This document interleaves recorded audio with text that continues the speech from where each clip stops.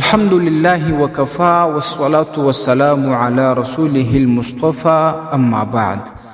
معززو یورور دا پوښتنه کړې ده چې مسافر به په مقیم امام پسې څنګه نیت کوي، ځکه مقیم امام پرل لمونځ کوي، د مسافر خو لمونځ قصر دی.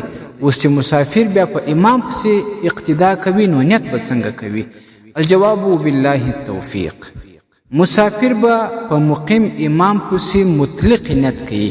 د مطلق نیت مقصد دا دی چې تعین د رکاتو به نه کوي.